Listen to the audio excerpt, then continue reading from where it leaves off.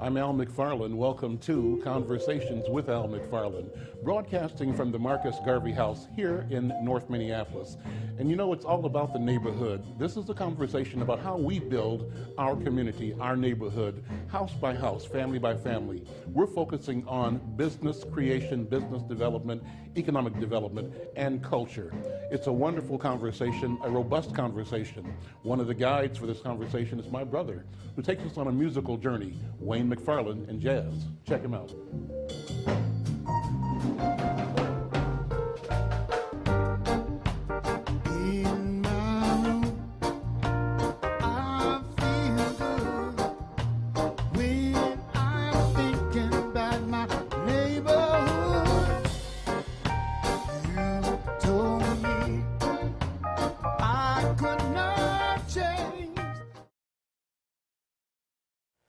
I'm Al McFarland. Welcome to Conversations with Al McFarland.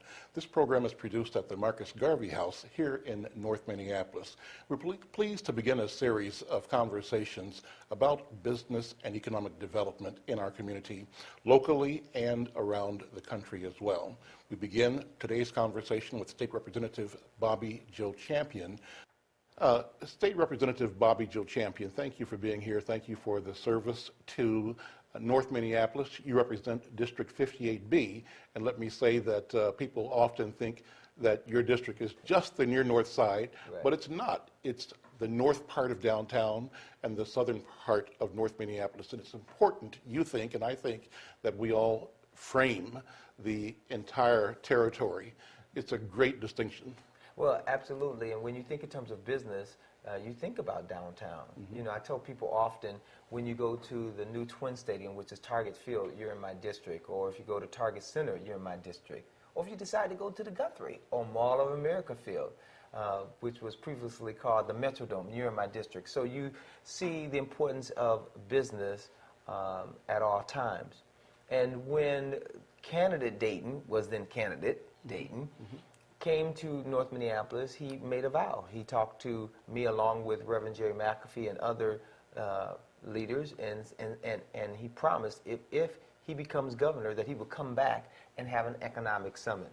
And in fact, he was true to his word, and it was interesting to find out that the last sitting governor who came to an urban corridor and sat down to talk to folks about issues that they believed to be important mm-hmm. of the day, at that day in time, was Rudy Purpose. It was like 24 years ago. Right, and that meeting was around the corner at Skip's Barbecue. Yeah, and which is now the mosque. Yeah, absolutely. And so it was good for him to come back, and then not just good for him to come back, but for him to sit for 2 hours, mm-hmm.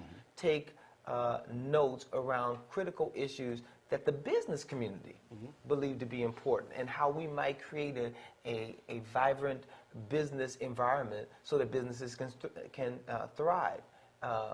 One of the things I often tell people, that we were not looking at this through the eyes of a nonprofit, but we were looking at it through the eyes of business, even though I believe nonprofits to be very important. Sure. And a contributing entity when we think in terms of the health and wellness of our community, mm-hmm. we should be looking at it through a different lens. Mm-hmm. And so that's why we want to talk business. And so we gathered academic as well as business leaders to talk about, you know, issues that they believe to be important. And although we couldn't talk about everything, right. we narrowed it down to those that we believe to be very important. And they presented not just a recognized challenge, but they put forth recommendations and solutions that they believe that the governor could react to and respond to.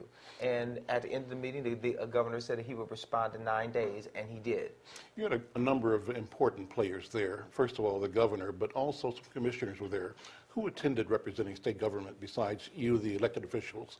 How many people came, and what roles did they play in this presentation or engagement? Well, thank you for asking that question. Well, first of all, we had it at the University of Minnesota Research and Outreach Center. We call it UROC, which is in the heart of North Minneapolis. And that was a great investment that the university made in order to make sure that they put a stake in our community mm-hmm. and made sure that this facilities was and is available to us all. And we had seating now for roughly, 200 plus people. Mm-hmm. We had over 400 people show up.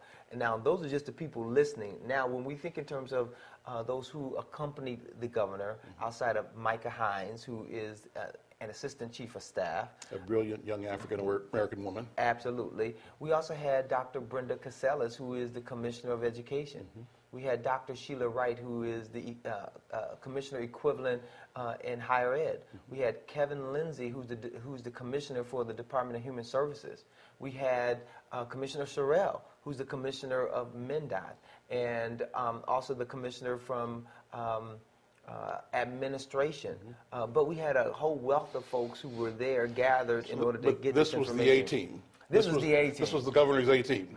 And we also had some other electors that were in the room. The mayor of the city of Minneapolis stopped by. We had folks from CPED. We had Barb Johnson, the president of the city council. So we had a number of people gathered in order to hear, listen, and see how they might be a part of the solution when we think in terms of unemployment or economic deprivation in North Minneapolis or some of our urban corridors. And so it was a great assembled team. So the other side, you had organized presentations from different business leaders.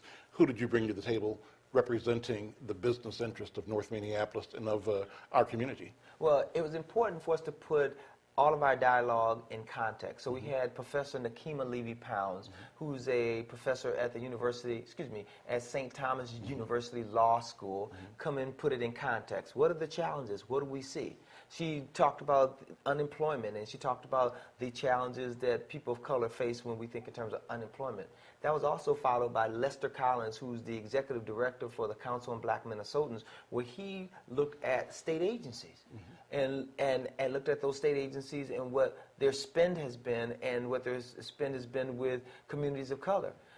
Also, when Professor Nakima Levy-Pounds talked about unemployment, we also had Judge Pam, or former judge, I should say, I always see her as Judge Pam Alexander, who's with the Council on Crime and Justice, come and talk about the hard to employ. So not only did we talk about youth unemployment, adult unemployment, but the hard to employ and those who need a second chance. And that was followed again by Lester Collins. But then we had a great presentation also by Ravi Norman, who's with Thor Construction, which is one of the largest African-American owned construction companies in the U.S. He talked about state proceeds and the bonding bill and how there needs to be inclusion. And then we also had another wonderful guy. His name is Dr. Timothy Childs, who has this technology plant or business in North Minneapolis called TLC Wafer Precision Wafers, I think it's called. But he's doing business in China and Taiwan, all from North Minneapolis. Based right here in this neighborhood. And we don't know about it. Based right here in this neighborhood. Right. And he talked about how he'd rather have his manufacturing plant instead in Taiwan in North Minneapolis, and how we need to have a different approach when we think in terms of the environment for business. And then we had Leah Hargett. She is with the Black Chamber of Commerce, and then followed by Lewis King, who talked about workforce and development. So we had a comprehensive, scripted, for lack of a better word, presentation followed by recommendations. So each person not only talked about a problem, but a proposed solution that was within the governor's reach by which to solve that problem. And that was, again, followed also by community comments. So in the event that one of the scripted presenters missed something, a community member or business leader could stand and say, here are some things that you didn't think about or that I would like to add on. And so we thought it was a worthwhile presentation. And from the feedback that we've gotten, it was done in a way that made sense. And I might add this. Not only did the scripted presenters talk about things from a business perspective, but they also engaged their constituencies and their colleagues. So they were not just speaking from their vantage point, but they have gathered that information or aggregated that information in order to make a formal presentation to the governor. So not only was, let's say, Dr. Tim Childs talking for Dr. Tim Childs and his experience, but he's also talking for the others who are innovators and those who are movers and shakers and who want to be a part of the fabric of success as opposed to the fabric of failure. And so this is important because it mobilized and crystallized the notion that we have this energy, this capacity that generally is under-recognized and not properly supported. And so what you are doing, in effect, is creating a platform to display rich ideas, rich capability, and the need for us to focus on engaging the ideas and capability for the benefit of the community and the benefit of our state, ultimately for the benefit of humanity. Absolutely. I mean, when you think about, for an example, Al, Dr. Tim Childs, you know, who is recognized internationally. He's been to the White House several times and have received lots of accolades. How is it that we can have that jewel? Not only for business, but also for his philanthropic and also and for his mentoring. absolutely. Yeah. So he's done it on the business side, and then his philanthropic side, because he has an educational foundation where he works closely with young people and trying to find creative ways by which to make sure that they are engaged in science and math. But guess what, Al? All from North Minneapolis. Because when most people think about North Minneapolis, they think about some of the more challenging aspects of North Minneapolis. But North Minneapolis, like any community, is very balanced, and it has a rich history, but also people who are making history every single day. And sometimes we have to lift those people up and see what they're doing and hear from them as a means to change the landscape. So it not only benefits Dr. Tim Childs and his business, but also his philanthropic work, but it benefits those young people. It benefits every engineer or manufacturer, manufacturing worker who can take a livable wage home and support his or her family. It creates this domino effect, and I think that it was clear, not only that day, but since that day and before that day, that there are intelligent, capable, knowledgeable, and engaged individuals who want to change the paradigm from which we look at things in North Minneapolis and throughout our great state. I'm Al McFarland. This is Conversations with Al McFarland. I'm pleased to engage State Representative Bobby Joe Champion. We'll take a break and come back and talk more about the Economic Summit and the development of our community. Stay tuned.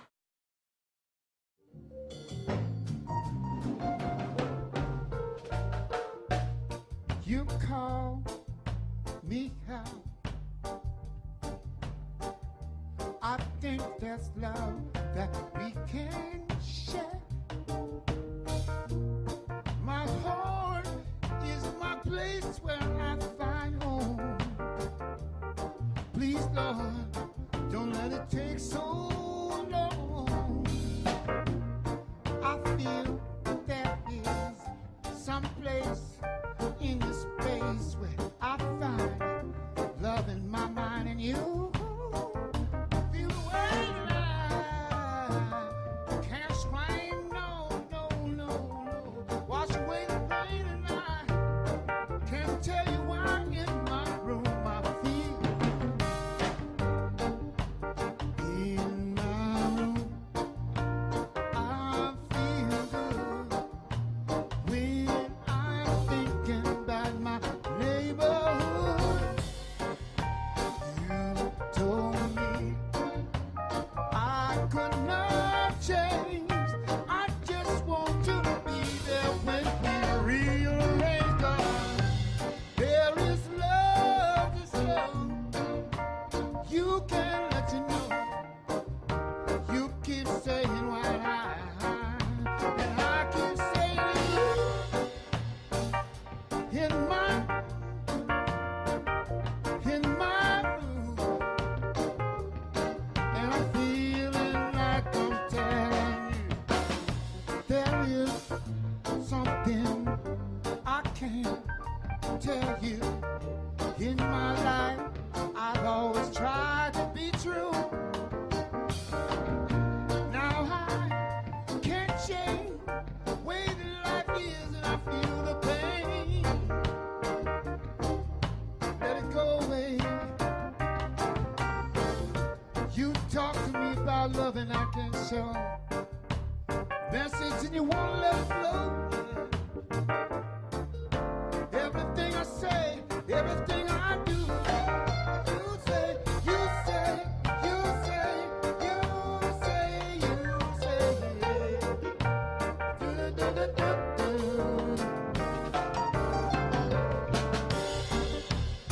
in my, I feel good when I'm living in your name.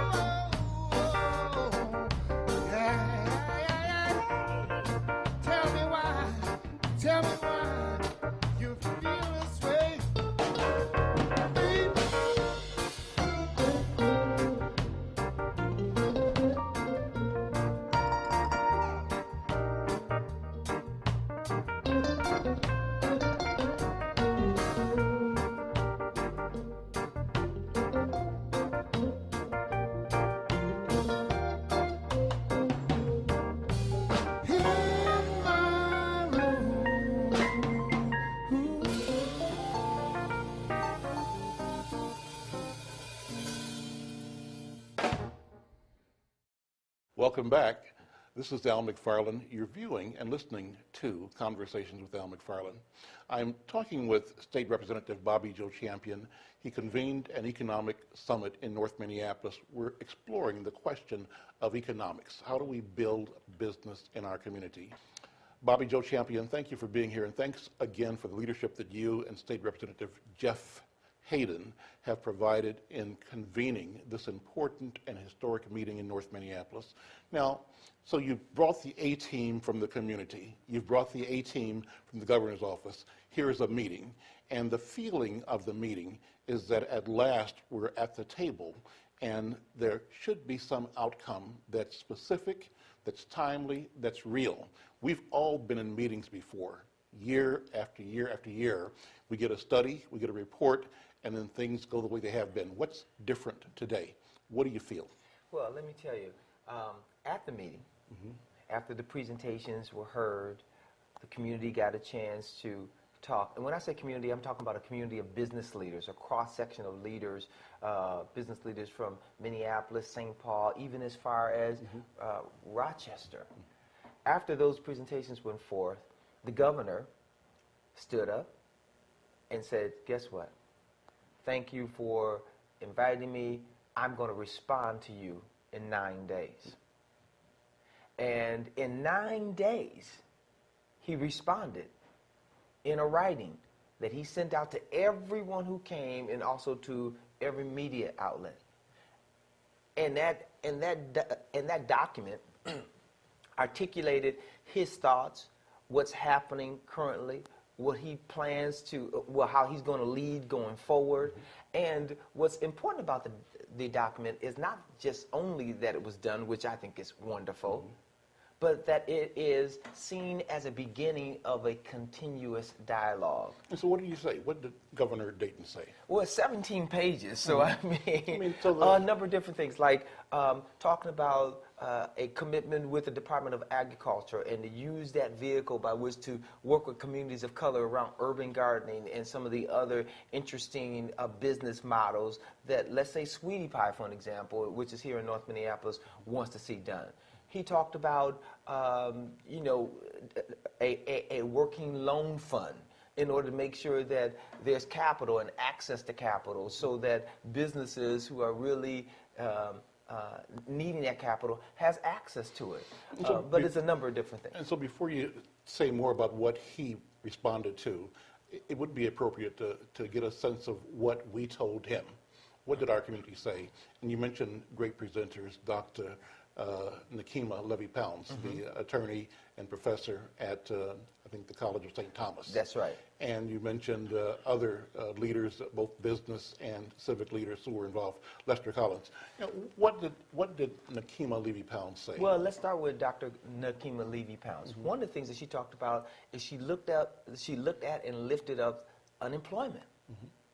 The gap and the disparity between blacks and whites. There were a couple articles that was written recently in the Star Tribune, and it showed 2 Minnesotas. And so she lifted that up, and one of her suggestions was a targeted jobs bill. She says, why not make sure that there's a job bill that is targeted towards these communities that are having these challenges, and there could be engagement of development around zip codes. You know, they can do that. They can say, we're going to target, you know, this job bill and do some labor or whatever. 55411 or 55412, whatever it is. She also suggested that the governor authorize a commissioner to, you know, lift up a pilot project. Let's say, you know, Highway 610, for an example, and say, here are the folks who can bid on this, who has the capacity to bid on this, and let's see how this targeted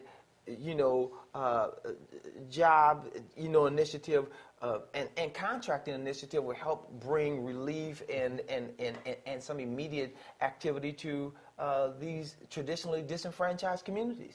That reminds me, Representative Champion, that we've often over the years talked about driving through North Minneapolis and seeing road crews repairing Olson Highway, repairing Plymouth Avenue, Lindale Avenue, but never seeing anybody black on the road crew. So millions of dollars in labor, millions of dollars in construction cost taking place from the public treasury. It's our money every year, needed, important, but we end up never getting to work on even the work in our community. So you're addressing that. Absolutely.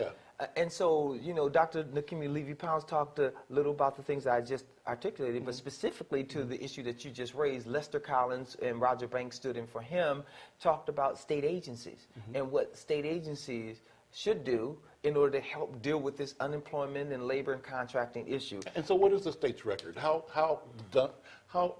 well a job has the state done historically in providing access, opportunity, employment for our people that you represent, people that I live with and work with in my neighborhood in North Minneapolis? Well, let me say they haven't done a good job. Okay. Right? And so the record clearly states that. The empirical data truly states that. But what was lifted up, for an example, the Targeted Group Business Program, which was dismantled in 2003 because of a major lawsuit. There was a disparity study that was done, and it was completed March of 2010. And it clearly demonstrated there's a statistical disparity with African Americans, Asians, American Indian, veterans. It looked at it all, right? And so at the end of the day, it says, look, there must be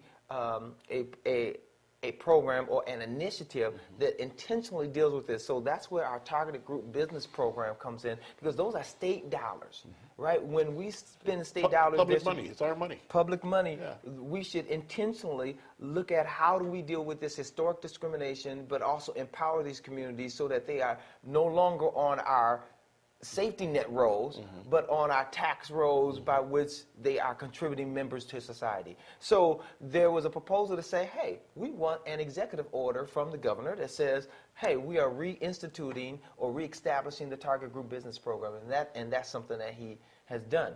The second thing connected to that, when you look at not just contracting through the Targeted Group Business Program, but on the federal side, there's the disadvantaged business enterprises, where the federal government says, if we give you money and you mix it with state dollars, there has to be a formula that you go through in order to establish goals for these federally funded projects. And so there's these disadvantaged business enterprises that are called DBEs. And so we have goals, like at MnDOT and some of the other places, but we were not adhering to the goals. So one of the things that the governor was asked is to make sure that they're in compliance. We have laws. We weren't following the laws. We have laws Right. and not following laws. Right. So one of the things that was asked of the governor is to make sure that your state agencies, not just MnDOT, but your state agencies are in compliance with state and federal laws. And so, of course, he agreed to do that because that is something important and something I believe that is near and dear to his heart. And so now we have the DBE side, when there's federal dollars, TGB side when we're only using state funds. But here's the other interesting thing. If you were to walk into any state agency, you don't see very many people of color. Right. So we said, hey, why not make sure that these state agencies are also being intentional about looking at, creating, retaining, hiring, people of color. And so where's the resistance? I mean, why is the disparity so great? And I know the answer, but I want you to say it. Why has there been resistance to the idea of inclusion that would allow our people to be moving always towards self-sufficiency, greater productivity, becoming better taxpayers, and by our own desire, the best citizens we can be because we give and contribute.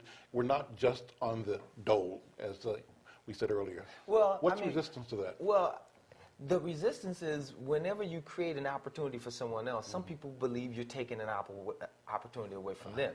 And I think whenever you look to solve a problem, you have to be intentional about solving that problem and looking at the overall investment and benefit that we all receive as a result of having a very strategic approach to a problem. And I think that's been a part of the problem. And I think most people, when it comes to issues of race, don't like to talk about issues of race. And so if you say, for an example, hey, there's this DBE program that is usually comprised of women and people of color, and that there's been a failure by which to address it, then most people shy away from it, as opposed to say, hey, what must we do? And you can't just let things happen and just say, oh, they'll correct themselves, or like the market will correct itself. It doesn't correct itself. There are things that we must do in order to make sure it's on the road to recovery and correction. And so I think we are all good intentioned, but I am always about intentionality. I think we have to be very intentional about what we want our desired outcome to be. And so when you think in terms of even within the body of state agencies, people sometimes are much more comfortable with people that they know and if they look like them. And so that's where it gets a little challenging too, because if you have very little interaction with people of color, you're not really sure how to interact with them. And sometimes you are taking your script from the news media or our news cycle, no disrespect to Insight or any other ones, right? But you're taking your lead from television, but not from having a real relationship with a person of color and really respecting or believing that they have a different worldview and how that worldview might challenge us, but help us all in the end.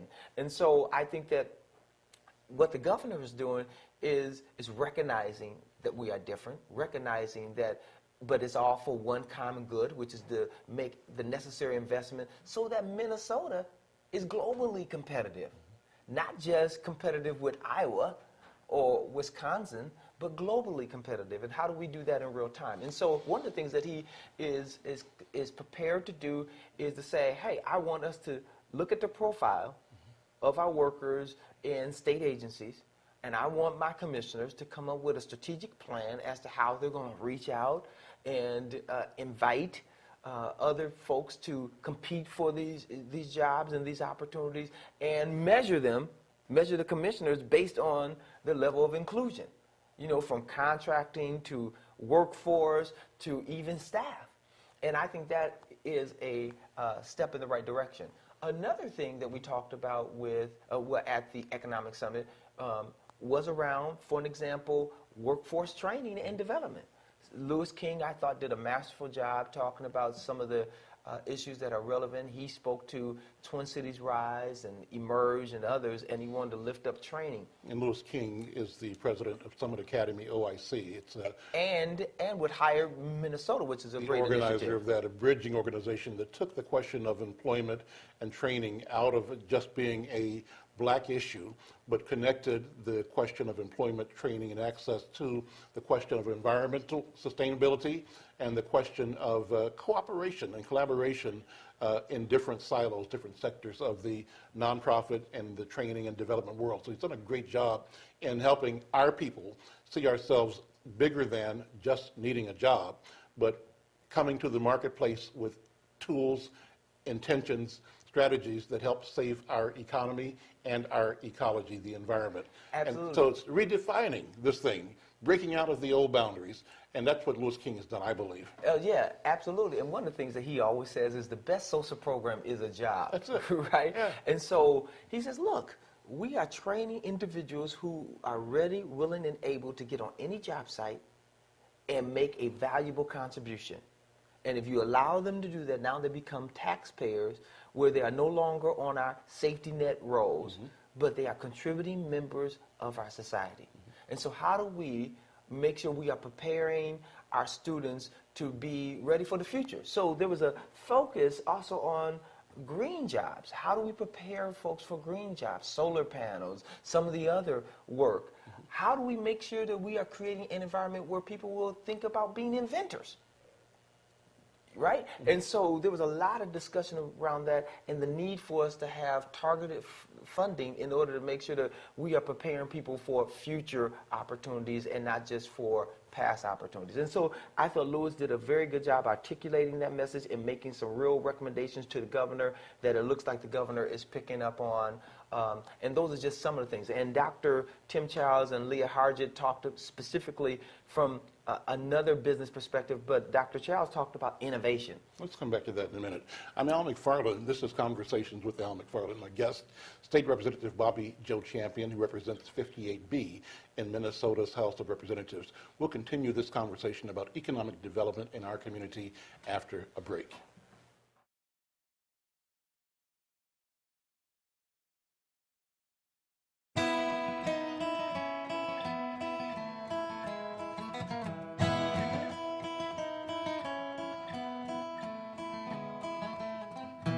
Some days in my life I wonder where I'm going looking for. My love is strong and I can't believe all the things that I've been going through. Tell me what you want me to do and I'll try to get it right this time. Cause my heart is filled with love and you're a big part of mine. And my heart is filled with love and you're a big part of mine. I'll give you roses if you want me to.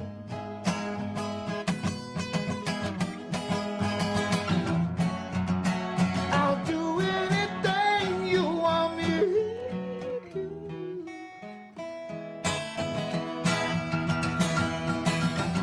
Tell me how, tell me when. I want to love you more and more and more and more and more and more and more. I can't believe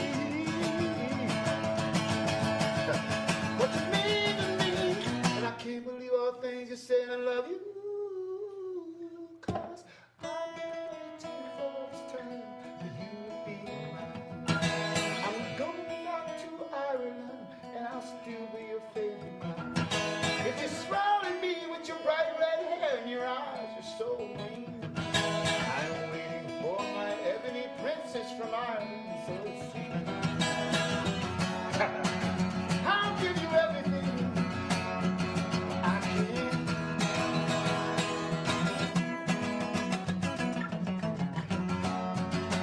I'll give you everything that I can on this earth.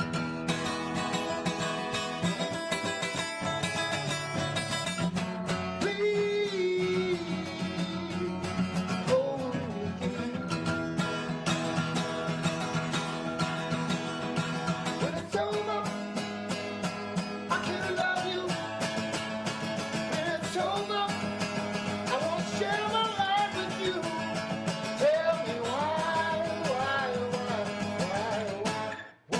I love you. Silver and gold, the story's been told. I'm waiting for you.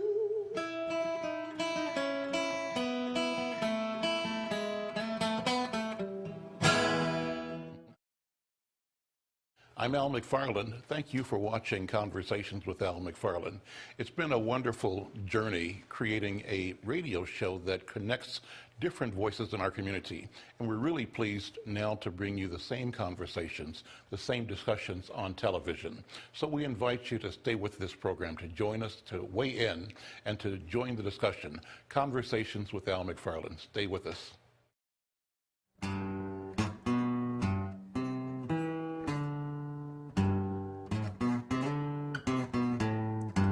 Oh, pirates, yes, the robber, so light to the merchant ships. Moments after they come, it took her from the bottomless pits. But my hand was made strong by the hands of the Almighty, and we forward this generation triumphantly. Won't you help me sing these songs of freedom? It's all I ever had. Redemption song. Emancipate yourself from mental slavery, for none of them can free our mind. Have no fear for atomic energy, 'cause no idea can stop all the time.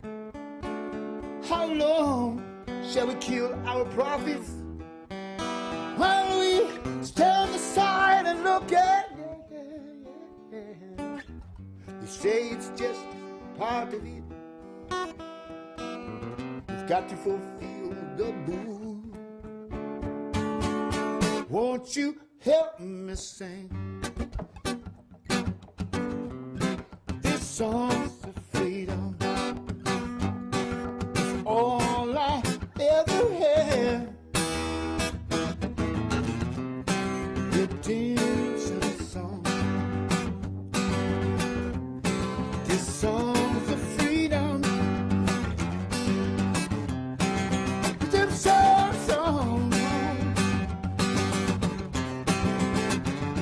Emancipate yourself from mental slavery, for none of them can free our mind.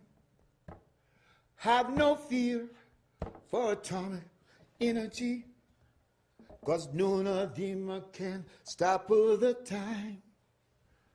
How long shall we kill our prophets while we stand aside and look? Ooh. They say it's just one part of it. We've got to fulfill the boo. Won't you help me sing this song's of freedom? It's all I ever had. Redemption song. It's all I ever had. Yeah. Ooh. Hey. Redemption song. I'm Al McFarland. This is Conversations with Al McFarland. My guest, State Representative Bobby Joe Champion. He serves 58B in the Minnesota House of Representatives. 58B, the north part of downtown Minneapolis, the southern part of North Minneapolis, an area that the black community has regarded as the hotbed and the driving force of public policy affecting political, social, economic change for people of color. Representative Champion, we're focusing on the economic summit that you convened on with your colleague, State Representative Jeff, I just forgot. Jeff Hayden. Jeff Hayden, okay. So we're focusing on the presentation that you and Jeff Hayden, the meeting that you and Jeff Hayden called to bring the governor and commissioners to our community to talk about economic development. The governor responded, as you said, with a press statement and letters to all the people that were involved, but he announced specifically he would act to invest money and resources from the state in serving North Minneapolis now. What did he say? And not just North Minneapolis. This is, you know, our business community, communities of color, and women and others, right? So it's a 17-page document, and we've gone through a number of things that he's talked about. And you also asked me about some of the what are some of the topics that the community put forth. Great. And one that we left off on, and let me say this before I go to the others that were left off on. If any of your listeners want a copy of that document, they can feel free to email me at rep or rep.bobby, B-O-B-B-Y, .champion, as in the winner, at house.mn.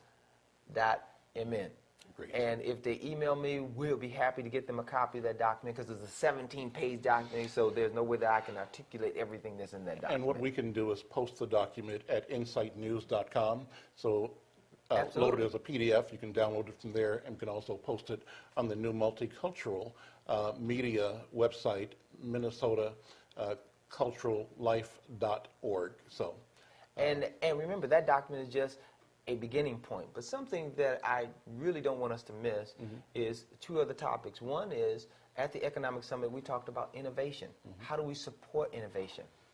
How do we support ideas that people may have that could revolutionize our country? We launched that from looking at the work of Dr. Tim Childs, who is the president of TLC Wafer Precision, I think is the correct name of his great company. TLC Precision Wafer. Yes. Yeah. And so his company is a spinoff that he had from when he was at Honeywell. And so he developed this technology. It was invested in. He has it here in North Minneapolis. And it was interesting because it wasn't just a widget, but it's a concept, an idea. How do we promote that in real time so that we are respecting and promoting inventions and the great brain capacity that individuals have that we sometimes don't create a space for them to create? And so the governor talked about that, and also connected to that, we talked about that, but we also talked about additional work that the trade office can do. So there's a lot of trade, not only just with China, but also with, Turkey or Saudi Arabia. How do we make sure that we are engaging those countries from Minnesota in a respectful and strategic way? And so there's information in that document that talks about that, because I believe that it's important to talk not just about small businesses, but also about innovation. And how do we create that space? And so I feel very good about what he said and his commitment with the trade office and finding funds that would help, aid and abet, innovative thinkers. And so the second issue, last but certainly not least, Judge Pam Alexander talked about the hard to employ. Even though we talked about unemployment rate amongst, adults who may not have a criminal past, young people who may not get that summer job because of the current crisis or economic crisis that we find ourselves in. But we talked about the importance of that when we think in terms of equipping young people with the tools or those transferable skills that they need in order to be successful in the future. So different from those two is the hard to employ. An individual who may have made a bad decision and got a felony on their record, but yet and still they pay their debt to society. They're no longer on probation, but they're just trying to get a second opportunity at a job or housing or, a college education. How do we make sure, as Judge Pam Alexander says, that they're not perpetually punished? How do we create that vehicle so that we are creating opportunities so that we are not creating public policy that's pro-crime? See, when we create a situation where people are not able to work or go to school, then we're saying to them in more ways than one that we want you to be on the dark side of the world. Because we got something for you over here, too. Because we got something for you over there, too. So if you mess up, we're going to throw you back in jail. And we're going to use the position you're in to fuel our jobs to keep people in prison. Right. That's the prison complex, right? Absolutely. And so we lifted that up, that there are over 277 barriers that stop people from employment or from getting back into the mainstream of society. And so we lifted up these issues because that's as much of an economic question as anything else. Because if a person can't work, then guess what? Their families can't get the health insurance they need. A family can't get a shelter, stable shelter.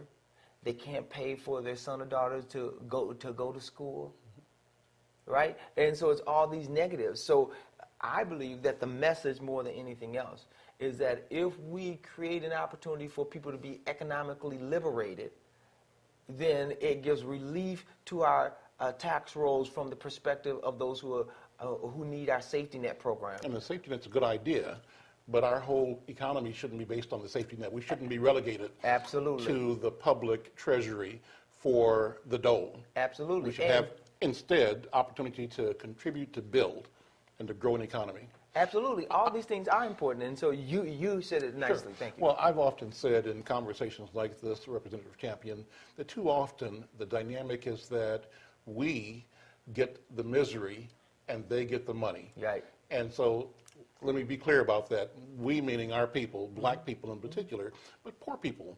Often our misery seems to be managed, and there often seems to be a willingness to maintain the level of misery, to let the gate open and close and open and close in order to fuel the industry that makes somebody else some money. That's kind of cynical, but it's the way I see it. And what I hear you saying is that that dynamic must change. Absolutely. That we shouldn't be creating a farm system simply to process human beings. It's a new slavery. Let's do something different.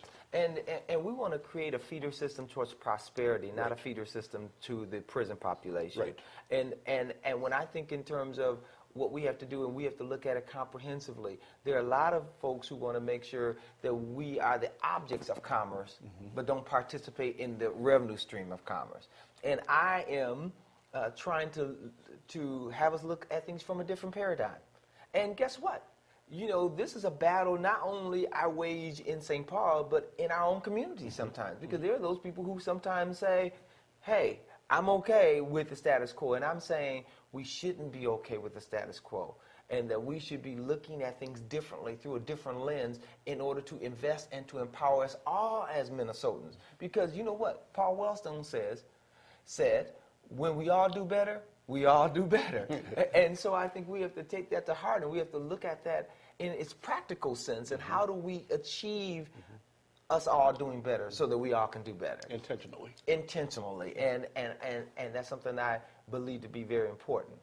How do you achieve progress in what one would call a hostile legislative environment? You've got the fact that in Minnesota, your party, the DFL, has lost control of the House of Representatives and of the Senate. Fortunately, I think from your point of view, from mine certainly, we have a stand-up governor who is a DFLer.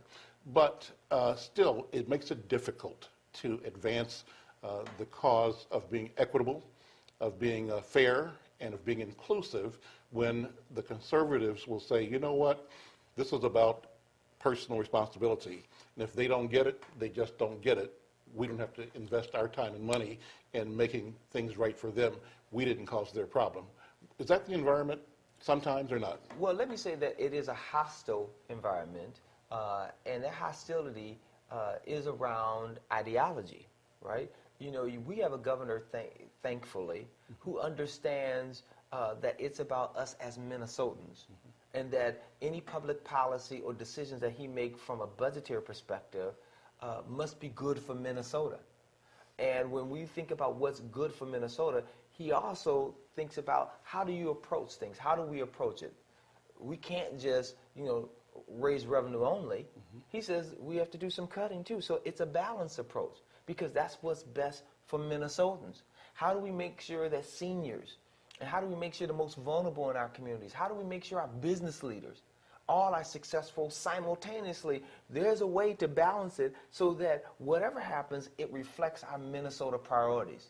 And when we think in terms of our great state of Minnesota, we're about shared sacrifice and shared benefits and shared risk. Ideally, but then, Representative, how do we get to where we are so that our state now has the reputation of having the highest disparities in the country in health, in business, in education, attainment? On the one hand, we've got great statistics for achievement in health, for a healthy state. In education, we're a smart state. We've got an effective business environment, but when you look at the people who are in communities of color, black people in particular, but Asian, Latinos as well, you see a huge gap. So while we have all this will and propensity to do good and be good, how do we leave out the rest of us? Well, this is what happened. I mean, you realize that we just had a gubernatorial race and we just had a change in the executive branch, right? And so we had a former governor who didn't see this as a value to really make sure that all Minnesotans was being looked out for and protected, and that the decisions that he made reflected Minnesota values. That wasn't the case before Governor Dayton came into office. And so if you have a governor who was Tim Pawlenty at the time, who says, for an example, no new taxes, he didn't care how that would impact you. He would look at, can we only take the corporate tax to zero? How do we protect the wealthiest in our society and on the backs of using regressive strategies that would be harmful to lower and middle class families? And so if you have years and years of that, it's sort of like the challenge that our great President Barack Obama is going through. He's trying to dig us out of a ditch or get us on a solid footing, but he's being held to he's being blamed for, let me put it that way, blamed for strategies or things that happened before he even became president. And so we have to make sure, more than anything else, that we have a state, and individuals who are willing to stand up and say, look, it's shared sacrifice, and we must do what's right. And we have to have someone who develops intentional strategies to deal with the problems that we're facing. If we keep kicking the can down the road, then guess what? We're going to keep getting the problems that we find ourselves in. It was Mom Mabley that says, if you do what you always did, then you're going to get what you always got. Right? And so if we want something different, we have to do something different. Right. And so I'm about strategic thinking. I'm about intentional strategies in order to make sure that we get a certain desired outcome, and about having the conviction and the courage to stand up when there are policies that are being articulated or the threat of being implemented that's not good for not just people of color, but Minnesota. Because guess what? By 2020, 2025, the majority is going to change. And so the same people that we're not investing in now are going to one day be leaders. When we think in terms of cutting, can you believe that the Republicans right now are talking about cutting $27 million in education? K through 12, not even higher education. They are cutting higher education so that it cuts into the fabric of who we are. They are wanting to cut $1.8 billion from health and human services alone. What are we doing about our seniors?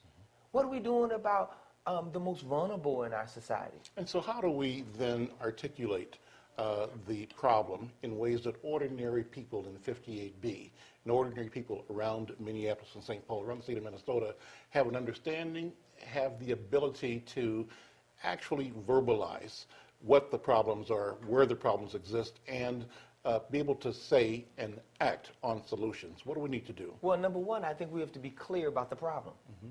And really clearly articulate it. And we have to not have these individuals explaining it who are all in the weeds. Sometimes you just need to say, hey, Health and Human Services is one of the largest portions of our budget, and they're looking at cutting $1.8 billion. And guess what that means? That means grandma, those who might, need PCA services. Vulnerable people. Vulnerable people. Kicked to the curb. Are going to be kicked to the curb. Sometimes that's the way you say it in order to make sure that people understand and articulate the message. And they know that that's going to cost us in the long run. It costs us from a business perspective. And this gets back to your theme here. Most business leaders that we've talked to says, look, be it General Mills, be it Medtronic, they said when we are soliciting or attracting, potential employees to come to the great state of Minnesota, they don't just look at the package we're giving them. They look at the quality of life. What are the schools like? What is transit like? What is health care like? Because they're looking at the quality of life. And if we want to continue to be competitive, if we want to continue to be a breeding ground for innovation and creativity, then we have to intentionally germinate, till the ground so that that's what springs forth. So you're speaking to leaders, in a sense, and policymakers. Let me ask you to close with speaking directly to the residents of our neighborhood. What do you tell my next-door neighbor he or she needs to do so that his interest, her interest, are properly engaged and their vision, their desire for the quality of life fulfilled? Well, one is, do you believe that education is important? Do you want your kid educated? Do you want to make sure that your kid has an opportunity to go to college? Do you want to make sure that your kid or your grandchild or even your brother's kids have an opportunity to compete for a job here in Minnesota? Do you want to make sure that your environment is safe? And if the answer is yes. And if the answer is yes, then we have to do something different. We have to make sure, number one, that we vote, and that we also make sure that we raise our voice so that we are not just hearing muted voices, but real live active voices who are saying this is unconscionable and we will not stand for it. And when you say that you don't stand for something, truly stand up and not stand for it. Right, you got to back it up with something. That means if it's going to the polls, if it's just making sure that your church has the information. You know, that reminds me of Beverly Probst. You know, when she wants you to know something about a health thing, she gonna give you something. You know, and so that's what we have to do. We have to take that stance. Even if we just say, I want to just make sure my family knows. Even if we all just take that approach and just each one teach one, and guess what? It creates a domino effect, and therefore our network is expanded and the message becomes crystallized and clear. Representative Bobby Joe Champion, thank you so much for being here. Keep Thank up the good work. Thank you so much for having me, and you keep up the good work as well. Join us next week for Conversations with Al McFarland. Thank you.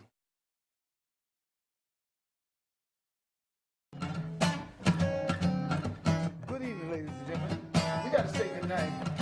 We want to thank Al McFarland for bringing us all those great words and all our lovely guests, all the guests in the house.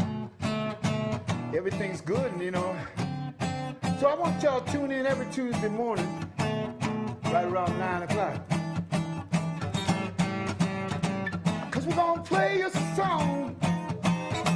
All the guests will be home. We'll be feeling like talking.